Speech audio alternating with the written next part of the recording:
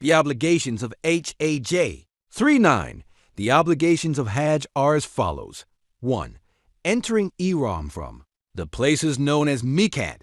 Those traveling the Hajj from Medina. Al-MUNAWWARA must enter Ihram from ZUL-HULAYFAH. The people of KHORASAN and MAWARA'UN-NAHR from Zati Irk, and the people of Damascus, Egypt, and the Maghreb from a location near Juhfa, near Rabigh. The people of Najd enter Ihram from Karn, and the people of Yemen from Yelemlem. Muslims whose routes do not pass through any of these miqats also begin Ihram from a place aligned with one of them. 2. Abandoning the prohibitions of Ihram, such as wearing obscene clothing, hunting, cutting one's hair while in Ihram, uttering obscene words, etc. 3. Remaining at Arafat from afternoon until sunset. 4. Remaining at Muzdalifah for at least 1 hour after the dawn prayer on the first day of Eid, al-Adha, and before sunrise. Muzdalifah is the name of a place located 4 hours away from Mecca and 2 hours away from Arafat. 5. Completing the visitation tawaf, which requires 4 circuits to a total of 7. 6. Performing the visitation tawaf on one of the sacrifice days on the first 2 ND and 3 road days. 7. Performing the Seder, farewell tawaf. This applies to pilgrims coming from outside the miqat, known as a fetwa, for whom this farewell tawaf constitutes the entire pilgrimage. 8. Be in a state of ABDEST during the tawaf and ensure that all private parts are fully covered. 9. Always begin the tawaf around the KAABA from the spot where the Hajar al-Aswad is located, facing IT, and circumambulate the KAABA with the KAABA on your left. This should be done on foot. The sick and the weak are carried on the shoulders to perform the tawaf. 10. Perform 2 RAK'ATS of prayer after each tawaf, 7 circuits. 11. Performing the tawaf outside the area known as Hatim, that is to say, at the KAABA. This is called the Rukn-i-Iraq. The golden gutter of the KAABA is located between these 2 rukns and in front of the Hanafi Makam. The semicircular area where this gutter drains is enclosed by a half wall. This wall is called Hatim equals Hazrat-i-Ismail, and the area encloses is called Hikrul Kabe.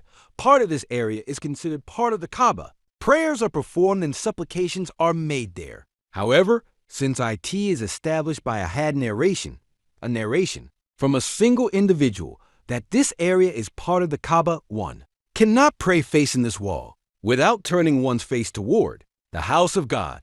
Both sides of this wall are open. It is from behind this wall that the KAABA is circumambulated, tawaf, within the Haram al-Sharif, and this is obligatory. 12. During the Hajj season, walking between Safa and Marwa, performing the sea, and beginning this from Safa. Those without valid excuses must perform this on foot. Safa and Marwa are 2 elevated hills located in the immediate vicinity of the Masjid al-Haram. They are connected by a major road that runs back and forth. Between them, it is obligatory to make 4 round trips from Safa to Marwa and 3 round trips from Marwa to Safa. These 7 round trips are called C.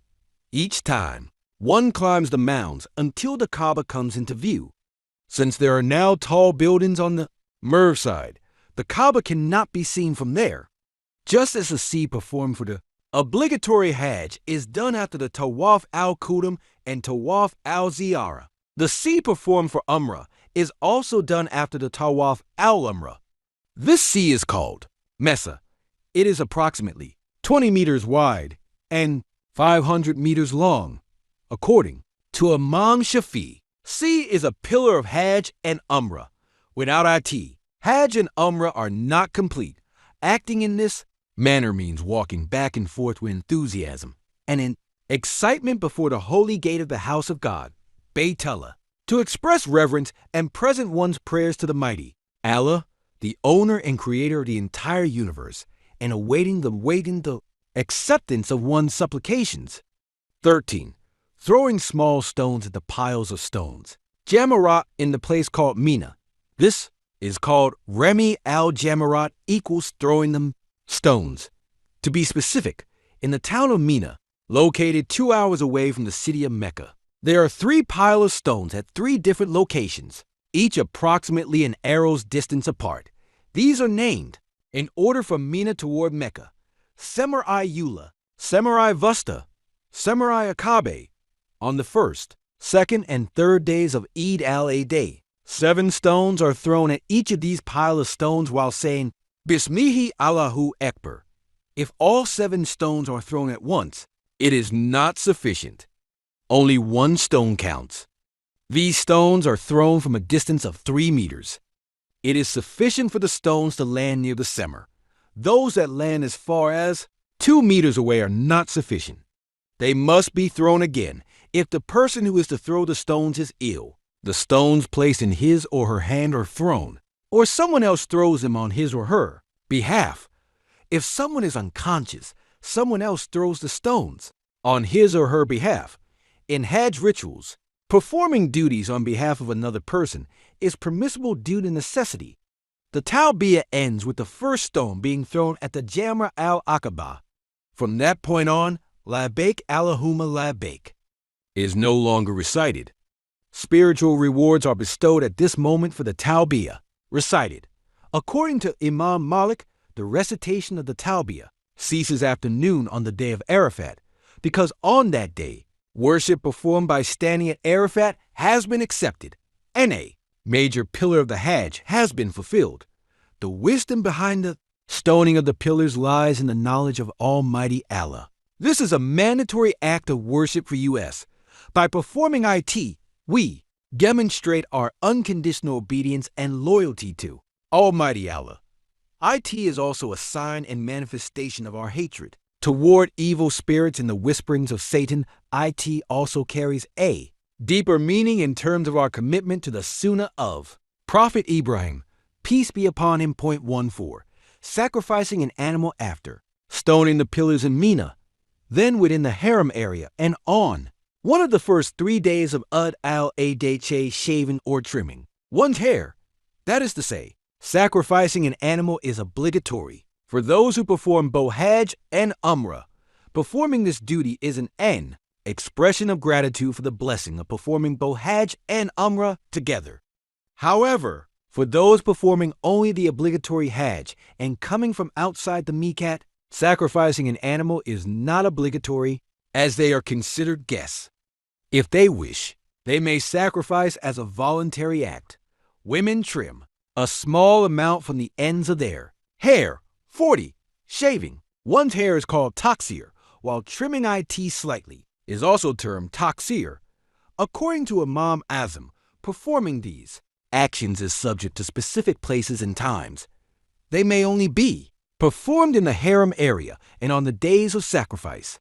According to Imam Abu Yusuf, these are not bound to a specific place or time. They can be performed later in another location. According to Imam Muhammad, although they are not tied to a specific time, they are tied to a specific place. Accordingly, they can be performed even after the days of sacrifice. However, it must be performed within the harem area. If performed elsewhere, a sheep must be sacrificed as penalty. Shaving the head, hawk, is more meritorious than trimming the hair, taxer. Those who are bald fulfill this obligation by running a razor over their heads. 41. Neglecting one of the obligatory acts of Hajj does not invalidate the Hajj. However, as a penalty, one must sacrifice an animal. The meat of the sacrifice is distributed to the poor in Mecca. However, if the omitted obligation is performed later, the penalty is waived. For example, repeating a tawaf performed without ABDEST